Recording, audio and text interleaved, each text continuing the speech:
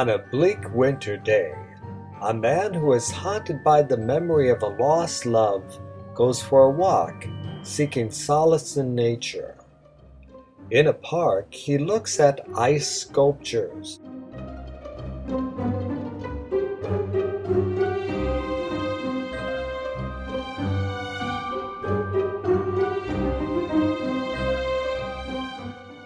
One of them strongly resembles his lost love. He enters a nearby library to get warm. A psychology book falls off of a shelf and hits him on the head.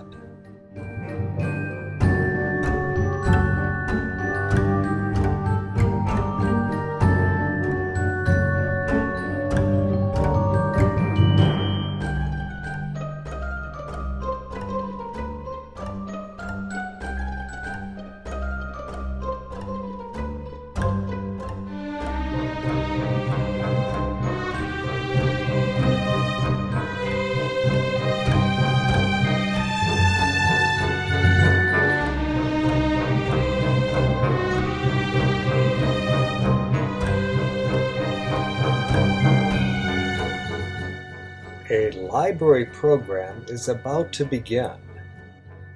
Professor Zolta is giving a presentation with some items from his cabinet of curiosities. He displays a stuffed dodo bird, a brain in a jar, an automaton, a ship in a bottle, and a crystal human skull.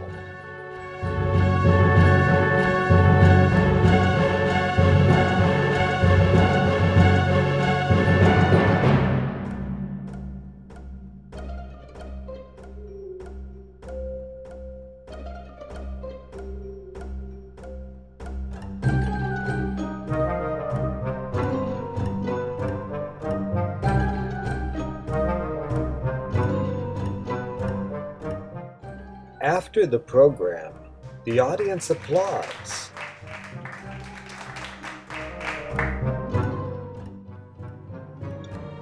They shake his hand as they leave. The man who came in from the cold takes a closer look at the oddities.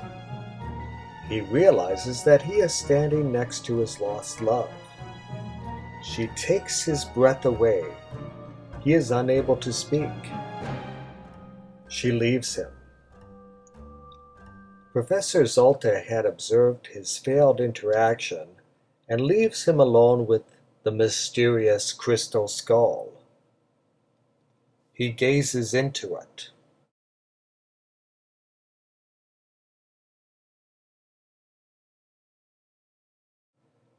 The skull glows as if filled with eerie green lightning.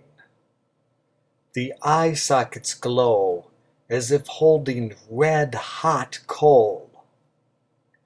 He stands transfixed as if hypnotized by the crystal skull. The crystal skull glows, and in it is seen the world spinning. He sees a story beginning when he gazes into the skull. He sees an island in an ocean.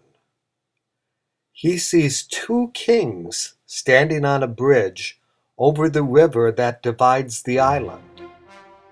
King Regal gives a speech promoting peace. King Azim gives him a rare unicorn as a symbol of their treaty of peace. The crowds on both sides of the river cheer. The two kingdoms celebrate peace. King Regal and the Queen embrace. They give advice to their son to remember who he is and to guard his heart. The king and queen then go to have some tea. They sit at a table with Shub and his wife. Shub is the son of the former king. King Regal warns him not to desire the crown.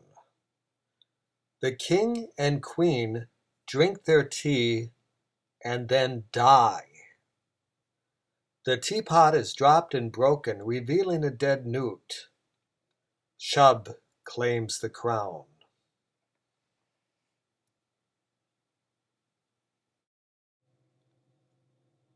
Shub's daughter arrives. Her name is Mirabelle. They send him to tell Prince Dax of the accident. She rides away on the unicorn. He is standing on the edge of a cliff, holding a box of candy. The unicorn charges towards Dax, pushing him over the edge. He hangs on to the edge of the cliff. Mirabelle helps him back up.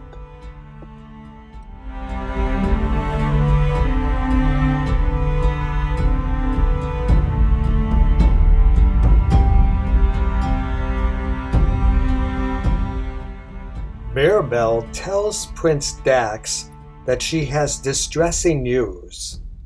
She advises him to inhale the fragrance of a flower to ease the pain. He does so and loses his memory. While Dax is in a daze, she places his crown on her head.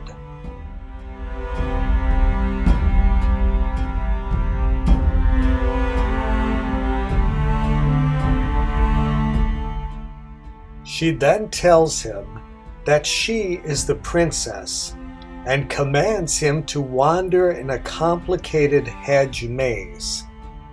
He is confused and dazed, but when he finally finds the exit, he sees the princess holding a bow and arrow.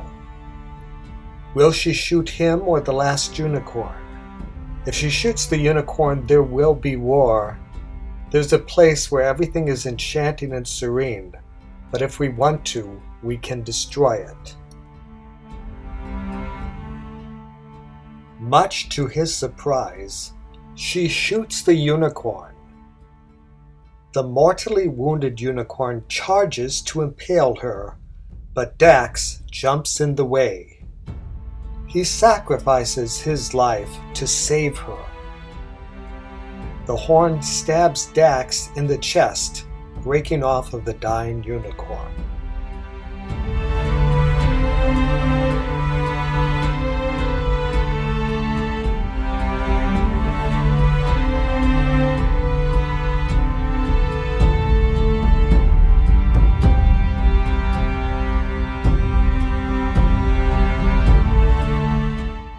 Dax dies. She pulls the unicorn horn from his chest. His heart is impaled on it. She pulls the heart off of the horn, and the hole is magically sealed. Mirabelle places the heart in her empty candy box. She gives him a kiss and leaves. Her kiss brings Dax back to life.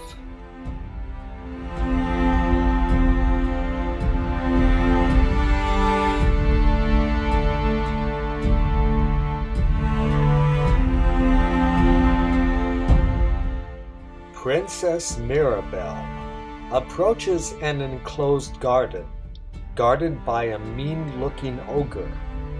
He lets her in. She drops a piece of candy. Ants fight over the chocolate candy and perish.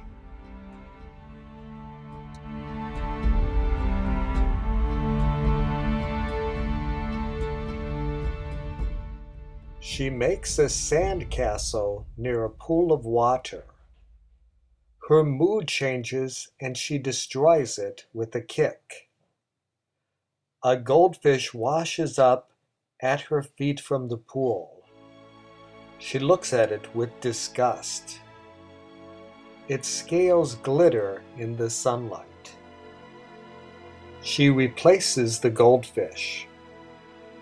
She then looks with much admiration at her reflection in the water. The golden crown upon her head falls into the water. She begins to cry. Her teardrops fall into the pool. Much to her surprise, her reflection in the water begins to speak to her. Mirabelle promises to be her friend if she will retrieve her lost crown. The reflection dives down and brings it to the surface.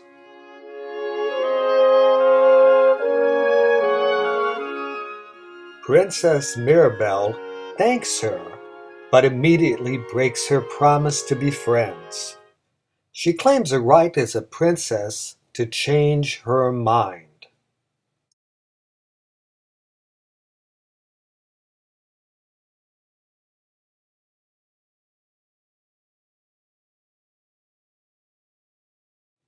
Dax then arrives at the gate of the garden.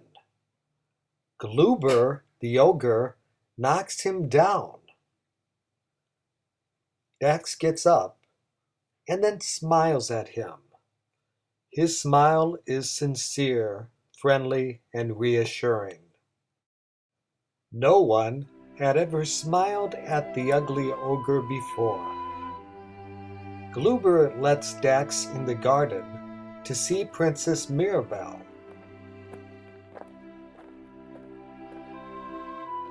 She is surprised to see Dax alive. He explains that although she had left him breathless, her kiss had brought him back to life. Princess Mirabelle says that he can visit with her. They see a butterfly and a hummingbird. She takes the unicorn horn and waves it, and magically, time stops. Dax wants to remain suspended in time with her.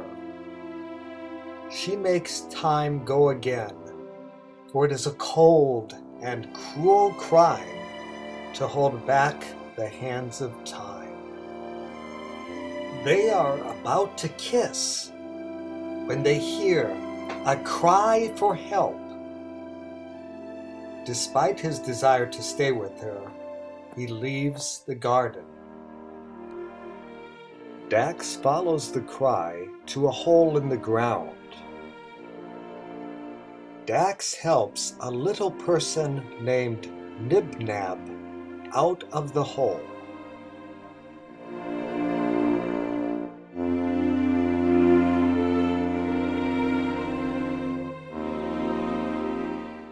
The hole was dug to catch an invisible monster. Dax suggests that the monster has fallen into the hole. They fill up the hole with dirt to bury the invisible monster. Dax is given a crystal skull from a box which was found while digging the hole. In the crystal skull, Dax sees a vision of his own fiery death.